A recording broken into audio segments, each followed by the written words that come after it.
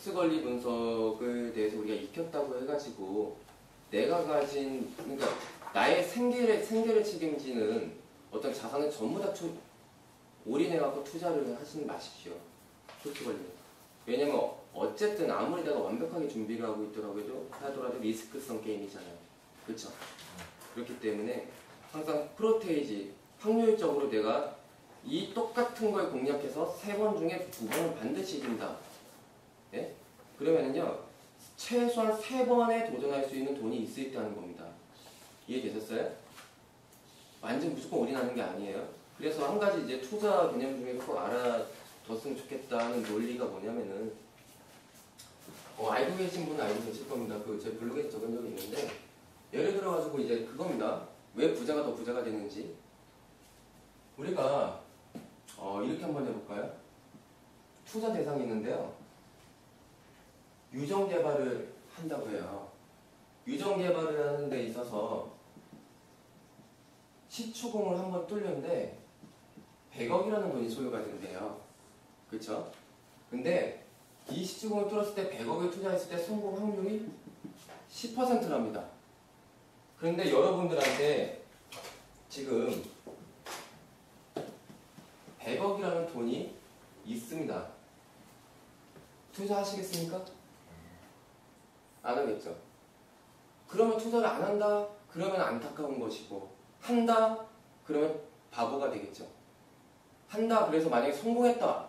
그러면 리스크를 모험으로 극복한 사나이에서 TV에 나오겠지만 10명 중에 9명은 파고다공원에 앉아서 신문지 깔고 자야 되겠죠.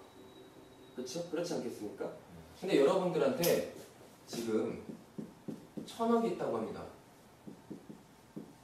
투자해야 됩니까? 말아야 됩니까? 네. 이거 하나 빼먹었네요. 뭘 해야 됩니까? 하나 전제가 빠졌는데, 네. 성공하면은 100배의 수익입니다. 그 전자에 1000억이 있습니다. 여러분들한테. 성공 확률은 10%입니다. 해야 됩니까? 말아야 됩니까? 해야 되죠. 왜? 이때는 리스크가 아니죠. 1000억을 갖고 있을 때는 같은 투자를 하더라도 이 사람은 철저하게 자신의 계획이라는 범주 안에 들어가 있는 거거든요. 맞죠? 10번 중에 한 번은 반드시 성공해요. 그리고 수익률은 100배입니다. 그럼 부자의 리스크는 리스크가 아니다라는 이유가 그겁니다. 돈이 많은 사람들은 더 돈이 많아질 수밖에 없는 논리가 여기에 있는 거거든요. 어떤 사람은 어떤 은행장에 쓴 리스크에 전부 투자하라 이런 책이 있습니다. 제목이 뭐였다? 킬리만자로의 외로운 투자인가? 그런 책이 있는데, 진화하라고 하세요. 진화. 철저하게 우리가 돈이 부족한 사람들은 리스크 게임에, 리스크 함정에 이런 식으로 빠져버리면 안 됩니다. 100억을 가지고. 이해하셨어요? 그런 거예요. 그래서 투자를 하실 때도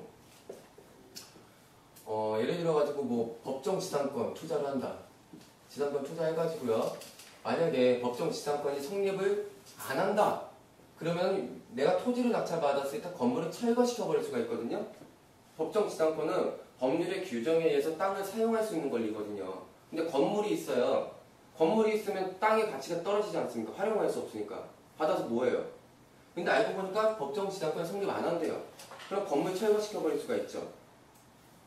건물 철거할 수가 있고, 부당이득 반환 청구권도 생기거든요. 부당이득 반환 청구권 나중에 배울 거지만. 그러면은 유치권 부존대 소송, 법정 지상권 부존대 소송 먼저 해서 판결 받았고요. 그쵸? 판결문이 떨어졌잖아요. 부존지한다는 법정 지상권이 없다는. 네. 그러면 그거 건물 철거 소송 그 다음에 할 수 있는 거잖아요. 철거 소송이 끝났어요. 부당이득 반환 청구권도 생기죠? 안 그런가요? 그럼 건물 철거해버릴 수도 있고, 부당이득 반환 청구권은 금전채권입니까? 비금전채권입니까? 금전채권이죠. 그럼 건물에 가압류 할 수 있습니까? 없습니까? 가압류에서 판결 받으면 경매 신청할 수 있습니까? 없습니까? 있죠. 경매 신청하면은 사람들이 건물만 경매, 건물 철거 소송 중인 거. 이건 후순위 건물 철거 소송은 가처분 해뒀겠죠?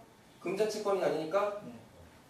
그럼 가처분 건물 철거 소송이면 후순위라도 인수해야 됩니다. 그리고 내가 낙찰받으면 건물 철거해야 될지도 몰라요. 입찰 들어옵니까? 안 들어옵니까? 안 들어오죠. 그럼 10% 가격에도 낙찰받을 수 있겠죠. 법정 지상권 싸게 받고 30%에 받고 건물 경매 진행시켜서 10%에 받고 총 40% 금액 들여가지고 나중에 100%에 파는 겁니다. 이게 법정 지상권이에요. 논리 중에 하나입니다. 왜 웃으세요?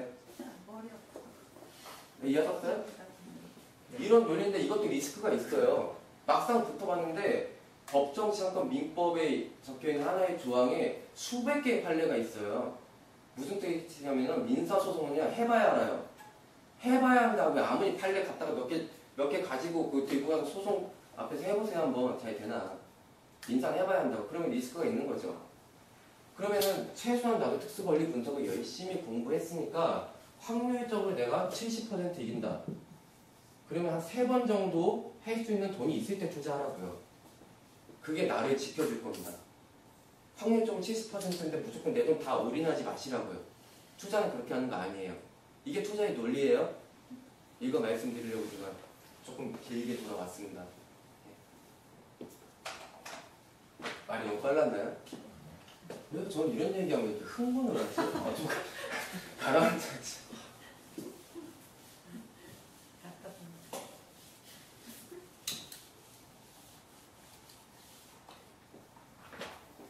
왜냐면 가끔 컨설팅 해달라고 이제 신청을 하면요. 전 재산이 5천만 원인데요. 5천만 원 전부 다 집어 던져서 저한테 2배 수익을 만들어 달래요. 그러니까 정말 다 그래. 그런 식입니다. 그러면 제가 얘기를 합니다. 5천만 원 다 던지기엔 무리가 있지 않겠습니까? 하다보다 대출을 받아도 전 재산이 일단 5천만 원 다 던진 상태에서 대출 이자를 부담해야 되는데 만약 소송해야 된다. 1, 2년 가야 된다. 그럼 대출 이자만 계속 부담하시면서 생활도 하실 수 있겠습니까? 받는 월급으로만. 돈이 쪼달 일이 없겠습니까? 그러면은 좀 더 돈을 모으시는 게 어떨까요? 그러면 컨설턴트가 그렇게 말해도 되는 건가요? 이러는데 저도 하려고 하면 할 수 있죠. 그렇죠. 책임 안 지고. 근데 그런 건 아니라고요. 철저하게 나를 지킬 수 있는 전제하에 잉여자산 갖고 투자하라고요. 그러면은 잉여자산을 통해서 전부 다 실패해도 나는 그대로 남아있지 않습니까? 나라는 사람은. 그러니까 잉여자산을 많이 만드시라고요. 잉여자산을. 그게 이제 선물 마지막으로 말씀드리면 이제 그 옵션 투자 상품 해보신 적 있으십니까? 해보신 적 있어요? 거기 논리에서 나오지만은 여러 상품이 있는데 투자를 해요. 예를 들어가지고 투자를 하는데 예를 들어갖고 뭐 1억을 집어넣습니다. 투자를 1억을 집어넣었어요.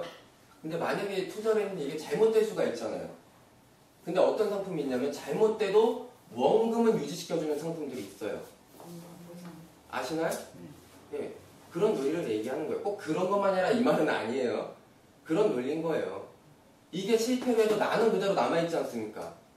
그걸 얘기하고 싶은 거예요. 그게 투자에서는 가장 중요하다고요. 투자에서는. 아시겠나요? 네. 이건 꼭 명심하십시오. 이건 투자 철칙입니다. 그 외에 막 가다 보면은 우리 길거리 다니다 보면 현수막 붙어있죠? 2천만 원으로 세 채. 막 이런 거 적혀요.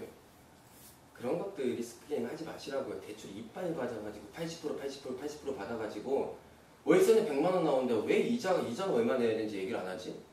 따져보니까 소주 몇 잔 먹으면 없어지는 월세예요. 수익률은 높은데. 그러니까 세상이 말하는 진실을 내가 정확하게 알 수 있는 눈이 있어야 된다고요. 진실은 언제나 작게 속삭인다는 거 잊지 마세요. 보험선 좀 봐보세요. 1억 보장 크게 띄고 밑에 조그맣게 뭐 막 조건 달려 있잖아요. 그쵸? 그리고 쑥 지나가 버리죠. 진실은 언제나 작게 속삭인다는 진실을 여러분들이 잊지 않고 항상 의심하면서 투자를 해야 돼요. 아셨죠? 예. 그렇게 해서 강의 마무리하도록 하겠습니다. 오늘 수고 많으셨습니다. 고맙습니다.